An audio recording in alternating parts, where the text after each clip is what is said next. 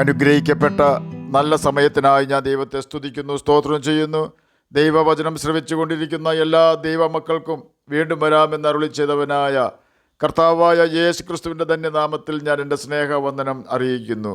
ഇന്നത്തെ അല്പസമയത്തെ ചിന്തയ്ക്കായി 143 സങ്കീർത്തനം 8 വാക്യം നമുക്ക് വായിക്കാം. രാവിലെ നിൻ്റെ ദയ എന്നെ കേൾക്കുമാറാക്കണമേ, ഞാൻ നിന്നിൽ ആശ്രയിക്കുന്നുവല്ലോ.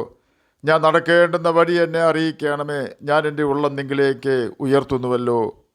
അനുഗ്രഹിക്കപ്പെട്ട ഒരു വേദവാക്യമാണ് നാം കേട്ടത്. രാവിലെ നിൻ്റെ ദയ എന്നെ കേൾക്കുമാറാക്കണമേ എന്നാണ് സങ്കീർത്തനക്കാരൻ ദൈവത്തോട് അപേക്ഷിക്കുന്നത്. രാവിലെ എന്ന വാക്ക് ഉപയോഗിച്ചതുകൊണ്ട് ഒരു കാര്യം നമുക്ക് ഊഹിക്കുവാൻ കഴിയും. രാത്രിയിലെ ഏതോ യാമത്തിൽ ദാവീദ് വേദനയോടെ പറയുന്ന വാക്കുകളാണ് 143 സങ്കീർത്തനം 8 വാക്യത്തിലെ പ്രാർത്ഥന.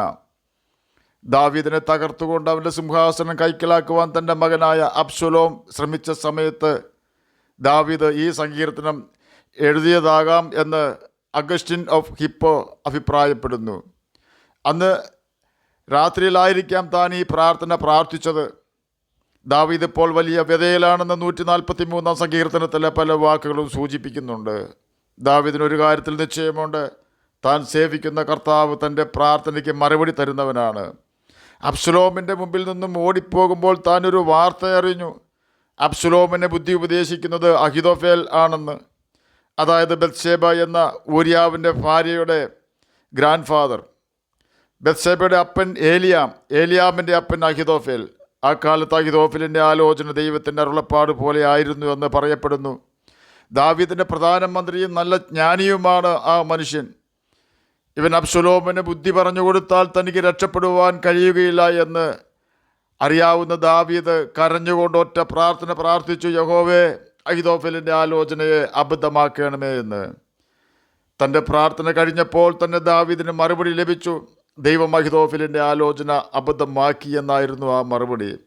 തൻ്റെ ആലോചന പോലെ ദാവീദിനെ നശിപ്പിക്കുവാൻ കഴിഞ്ഞില്ല എന്ന് കണ്ടപ്പോൾ അഹിതോഫേൽ കെട്ടിഞ്ഞാന്ന് ചത്തുകളഞ്ഞു. തൻ്റെ പേരക്കുട്ടിയുടെ ഭർത്താവിനെ കൊന്നതിന് ദാവീദിനെ കൊല്ലുവാനാണ് അഹിതോഫേൽ ശ്രമിച്ചത്. ബത്ശേബയുടെ വിഷയത്തിൽ ദൈവം എന്ത് ചെയ്യുമെന്ന് അഹിതോഫേൽ കാത്തിരുന്നെങ്കിൽ ദൈവത്തിൻ്റെ മധുര പ്രതികാരം അഹിതോഫേൽ കാണുമായിരുന്നു. അഹിതോഫേലിൻ്റെ കൊച്ചുമകളായ ബത്ശേബയുടെ മകൻ രാജാവായിരിക്കുന്നത് അഹിതോഫേലിന് കാണാമായിരുന്നു. നാം യുദ്ധം ചെയ്താൽ പരാജയപ്പെടും നിശ്ചയം, എന്നാൽ യുദ്ധം യഹോവയെ ഏൽപ്പിച്ചാൽ നമുക്ക് വേണ്ടി അവൻ യുദ്ധം ചെയ്യുകയും വിജയം നമ്മെ ഏൽപ്പിക്കുകയും ചെയ്യുന്ന വിശ്വസ്ത ദൈവമാണ് കർത്താവായ യേശു ക്രിസ്തു. വിഷയത്തിലേക്ക് നമുക്ക് മടങ്ങി വരാം. പ്രാർത്ഥനയ്ക്ക് മറുപടി തരുന്നവനായ കർത്താവിനോട് ദാവീദ് പ്രാർത്ഥിക്കുകയാണ്. രാത്രി ഞാൻ വലിയ പ്രതിസന്ധിയിലാണ്. എൻ്റെ പ്രതിസന്ധികളുടെ നടുവിൽ കഷ്ടത കൊണ്ട് എൻ്റെ ചെവി അടഞ്ഞതുപോലെ ഞാൻ ദുഃഖിക്കുന്നു.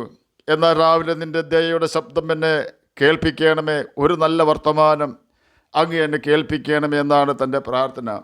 ഒരു കാര്യം ഭക്തൻ ദൈവത്തിന് വാക്ക് കൊടുക്കുകയാണ്, ഞാൻ നിന്നിൽ ആശ്രയിക്കുന്നു. ഒരു കാര്യത്തിൽ സങ്കീർത്തനക്കാരന് മുൻപരിചയമുണ്ട്. സന്ധ്യയെങ്കിൽ കരച്ചിൽ വന്ന് രാപ്പാർക്കും, ഉഷസ്സിലോ ആനന്ദഘോഷം വരുന്നു. 30 സങ്കീർത്തനം 5 വാക്യത്തിൽ ഇത് രേഖപ്പെടുത്തിയിട്ടുണ്ട്. 143 സങ്കീർത്തനം 8 വാക്യത്തിലും താൻ പ്രാർത്ഥിക്കുകയാണ്, നല്ല പ്രഭാതത്തിൽ നിൻ്റെ ദയ എന്നെ കേൾക്കുമാറാക്കണമേ. ദിവസത്തിൻ്റെ ഏറ്റവും പ്രധാനപ്പെട്ട ഭാഗമാണ് പ്രഭാതം അഥവാ രാവിലെ എന്നത്. 3 AM മുതൽ 6 AM വരെയുള്ള സമയമാണ് അത്. ദൈവം മനുഷ്യനോട് ഇടപെടുന്ന സമയമാണ് അത് എന്ന് യഹൂദന്മാർ വിശ്വസിക്കുന്നു. ഏദൻ തോട്ടത്തിൽ ദൈവം മാതാവിനെ തേടി വന്നതും ആ സമയത്തായിരുന്നു. തണ്ടുപലിച്ച് വലഞ്ഞ ശിഷ്യന്മാരെ സഹായിക്കുവാൻ കർത്താവായ യേശു ക്രിസ്തു ചെന്നത് ആ സമയത്തായിരുന്നു. ചെങ്കടലിൽ ഇസ്രായേൽ മക്കൾക്ക് വേണ്ടി ദൈവം തുറന്ന ചെങ്കൽ പാതയിൽ കടന്ന മിസ്രയീമിനെ യഹോവ തകർത്തതും ആ സമയത്തായിരുന്നു. 4 യാമം എന്നാണ് 3 AM മുതൽ 6 AM വരെ ഉള്ള സമയത്തിനെ റോമക്കാർ പറയുന്നത്. എന്തു തന്നെയായാലും ആ സമയത്ത് ദാവീദിന് ഒരു വിടുതൽ കർത്താവ് കൊടുക്കുമെന്ന പ്രതീക്ഷയിൽ കർത്താവിൽ ആശ്രയിച്ച് താൻ കാത്തിരിക്കുകയാണ്. അവനെ ആശ്രയിച്ചാണ് ഇവൻ ജീവിക്കുന്നത്.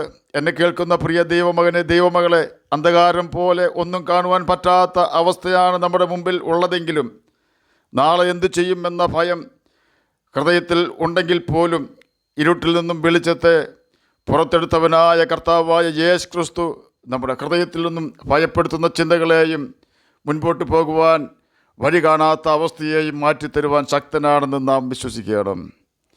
ഇരുളിൽ നിന്നും വെളിച്ചത്തെ വേർതിരിക്കുക എന്നത് ആർക്കും സാധിക്കുകയില്ല. ദൈവത്തിന് മാത്രം സാധിക്കുന്ന കാര്യമാണ് അത്. അങ്ങനെയെങ്കിൽ ആ പ്രയാസം ഇല്ല നമ്മെ ബുദ്ധിമുട്ടിക്കുന്ന ദുഷ്ടൻ്റെ കിണയിൽ നിന്നും നമ്മെ രക്ഷിക്കുവാൻ. വിശ്വസിക്കുക, അനുസരിക്കുക, ആശ്രയിക്കുക, കർത്താവിന് വേണ്ടി കാത്തിരിക്കുക. യഹോവയെ കാത്തിരുന്ന് ലഭിച്ച ദാവീദിൻ്റെ രാജപദവിക്കും കാത്തിരുന്ന് ലഭിച്ച ജോസഫിൻ്റെ മിസ്രൈമിലെ മന്ത്രി പദവിക്കും രുചിയേറുമെന്ന യാഥാർത്ഥ്യം നാം മറന്നു പോകരുത്. നാം കർത്താവിനെ കാത്തിരുന്നാൽ നിശ്ചയമായും നാം അവൻ്റെ മഹത്വം ദർശിക്കുക തന്നെ ചെയ്യും. ഞാൻ നടക്കേണ്ടുന്ന വഴി എന്നെ അറിയിക്കണമേ എന്നാണ് വീണ്ടും ഭക്തൻ പ്രാർത്ഥിക്കുന്നത്. തൻ്റെ ഉള്ളം ഉയർത്തി കാണിച്ചുകൊണ്ടാണ് താൻ തൻ്റെ ആവശ്യം ഉന്നയിക്കുന്നത്. ഏത് കാര്യവും തീരുമാനിക്കുന്നത് ഹൃദയത്തിലാണ്. ഹൃദയത്തിലെ തീരുമാനം പോലെയാണ് നാം മുന്നോട്ട് ചുവടുകൾ വയ്ക്കുന്നത്.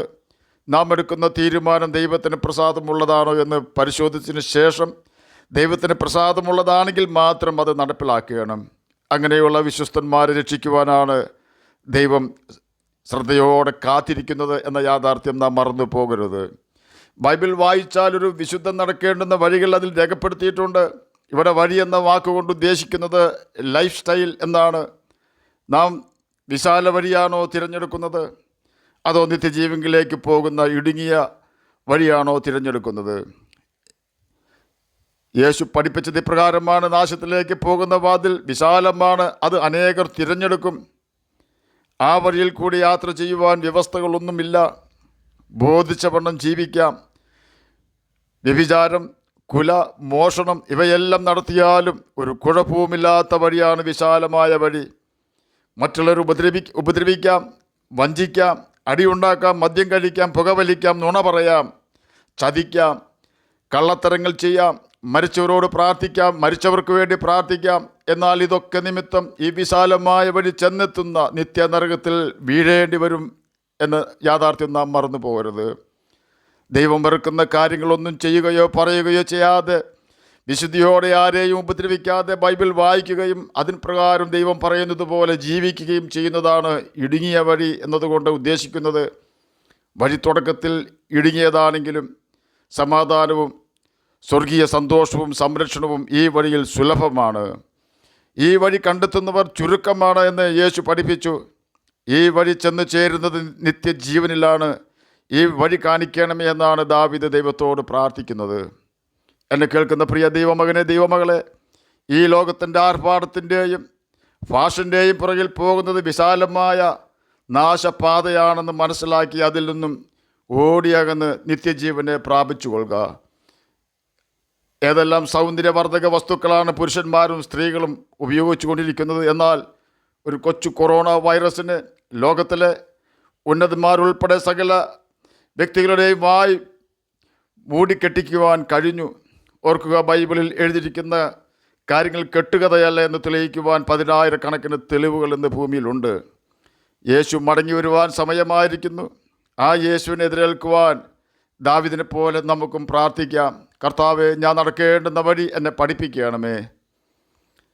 കർത്താവിൻ്റെ കൽപ്പനകൾ അനുസരിച്ചുകൊണ്ട് അവൻ നമ്മെ കാണിക്കുന്ന വഴിയിൽ കൂടി മാത്രം ജീവിച്ച് നമുക്ക് നിത്യജീവനാവകാശികളായി തീരാം. അതിന് കർത്താവ് നമ്മെ സഹായിക്കട്ടെ എന്ന് പ്രാർത്ഥിച്ചുകൊണ്ട് ഞാൻ എൻ്റെ വാക്കുകൾ വിരമിക്കുന്നു. നമുക്ക് പ്രാർത്ഥിക്കാം.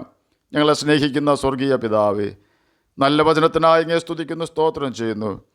നാശപാതയിൽ കൂടി നടക്കുവാനിടവരാതെ നിത്യജീവനിലേക്കുള്ള ഇടുങ്ങിയ വഴിയിൽ കൂടി യാത്ര ചെയ്യുവാൻ അടിയനെ കേൾക്കുന്ന അങ്ങയുടെ കുഞ്ഞുങ്ങളെ സഹായിക്കണമേ. അങ്ങയുടെ വചനം വായിക്കുവാനും ഗ്രഹിക്കുവാനും അതിന് പ്രകാരം ജീവിക്കുവാനും ഞങ്ങളെ സഹായിക്കണമെന്ന് പ്രാർത്ഥിക്കുന്നു. രോഗത്താൽ ഭാരപ്പെടുന്നവർക്ക് രോഗസൗഖ്യം കൊടുക്കണമേ. പഠിക്കുന്ന കുഞ്ഞുങ്ങൾക്ക് പഠിക്കുവാനുള്ള ബുദ്ധിയും ജ്ഞാനവും ഓർമ്മശക്തിയും കൊടുക്കണമേ. പ്രാർത്ഥന കേട്ടതിനായി സ്തോത്രം. യേശുവിൻ്റെ നാമത്തിൽ തന്നെ ആമേൻ. കർത്താവ് എല്ലാവരെയും അനുഗ്രഹിക്കട്ടെ. സ്തോത്രം.